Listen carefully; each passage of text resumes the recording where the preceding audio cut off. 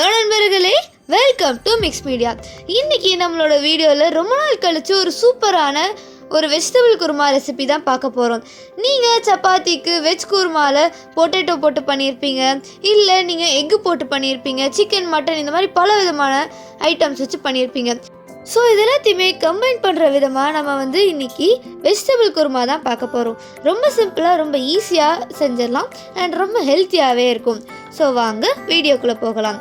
இந்த ரெசிபியில் நான் carrot, potato and cabbage தான் யூஸ் பண்ணியிருக்கேன். நீங்கள் இதுக்குள்ளே வேணும்னா பீஸ் ஆட் பண்ணிக்கலாம், இல்லை பலாக்கொட்டை ஆட் பண்ணிக்கலாம், இல்லை மாங்காய் ஆட் பண்ணலாம். எல்லாமே சூப்பராக இருக்கும். ஸோ இது எல்லாத்தையுமே நீங்கள் நீட்டாக கட் பண்ணி வச்சுருங்க, நீங்கள் குக் பண்ண ஸ்டார்ட் பண்ணுறதுக்கு முன்னாடியே. இப்போது இதுக்கு தேவையான மசாலா நம்ம செஞ்சு முடிச்சுக்கலாம். அதுக்கு நான் ஃபஸ்ட்டு கடாயில் நல்லா ஆயில் ஆட் பண்ணி, ஆயில் ஹீட் ஆனதுக்கப்புறமா வெங்காயம், கருவேப்பில், அதுக்கப்புறமா பூண்டு, இஞ்சி இது எல்லாத்தையுமே ஆட் பண்ணி 2 minutes நல்லா ஃப்ரை ஆனதுக்கப்புறமா கடலப்பருப்பு ஆட் பண்ணிக்கிறேன். கடலப்பருப்பு அப்படின்றது ஒரு பைண்டிங் இன்க்ரீடியன்ட் தான். ஸோ அதை ஆட் பண்ணி ஒரு 2 minutes நல்லா ஃப்ரை பண்ணதுக்கப்புறமா மசாலா இன்க்ரீடியன்ட்ஸ் ஆட் பண்ணிடலாம். மசாலா இன்க்ரீடியன்ட்ஸ்னால் ஒன்றும் பெருசாக இல்லைங்க. நம்ம பட்டை, கிராம்பு, சோம்பு இது மட்டும்தான் ஆட் பண்ணியிருக்கோம். நீங்கள் வேணும்னா பேலீஃப் ஆட் பண்ணலாம், இல்லை ஜாதி பத்திரி ஆட் பண்ணலாம், இல்லை ஸ்டார் அனீஸ் கூட ஆட் பண்ணலாம். நாங்கள் அது எதுவுமே ஆட் பண்ணல. இப்போது நம்ம கிரேவியோட ஒரு கலருக்காக மஞ்சத்தூள் ஆட் பண்ணிக்கலாம்.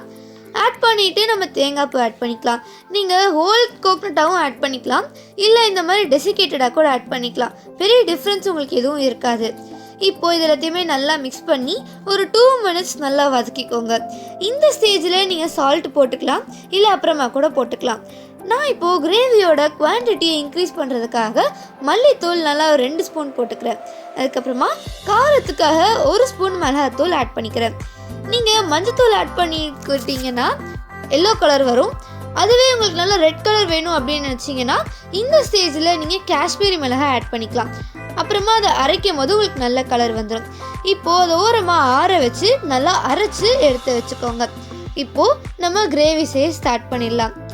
இப்போது நான் ஒரு குக்கரில் ஆயில் ஆட் பண்ணியிருக்கேன். ஆயிலில் கடுகு ஆட் பண்ணி நல்லா ஹீட் ஆனதுக்கப்புறமா கேரட் ஆட் பண்ணிக்கிறேன். கேரட்டை நல்லா நான் க்யூபாக தான் கட் பண்ணி ஆட் பண்ணியிருக்கேன். இந்த இடத்துல சைஸ் மேட்டர் இல்லை.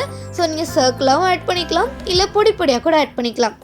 இப்போது ஒரு உருளைக்கிழங்கு, பாதி கேபேஜ். உருளைக்கிழங்கு உங்களுக்கு என்ன சைஸில் வேணும்னு நினைக்கிறீங்களோ நீங்கள் அந்த சைஸில் கட் பண்ணி ஆட் பண்ணிக்கலாம். அண்ட் கேபேஜை நீங்கள் கட் பண்ணலாம், இல்லை சிறுகி கூட ஆட் பண்ணலாம். இதெல்லாமே ஆட் பண்ணி லைட்டாக அந்த வெஜிடபிள் சூடேறினதுக்கப்புறமா நம்ம அரைச்சி வச்சுருந்த அந்த மசாலாவை உள்ளே ஆட் பண்ணிக்க போகிறோம். நான் இன்றைக்கி காஷ்மீரி மிளகாய் ஆட் பண்ணல, அதனால இந்த மாதிரியான ஒரு எல்லோ கலரில் இருக்குது. நீங்கள் காஷ்மீரி மிளகாய் ஆட் பண்ணியிருந்தீங்கன்னா நல்லா ஒரு ரெட் கலர் கொடுத்துருக்கோம். இப்போது நம்ம தேவையான அளவு சால்ட் ஆட் பண்ணிக்கலாம். நான் இதுக்கு கல்லுப்பு தான் ஆட் பண்ணுறேன்.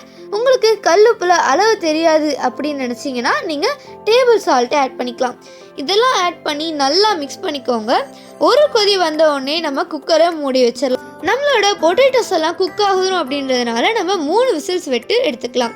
இப்போது 3 விசிலுக்கு அப்புறமா என்னோடய கிரேவி இப்படி தான் இருக்குது.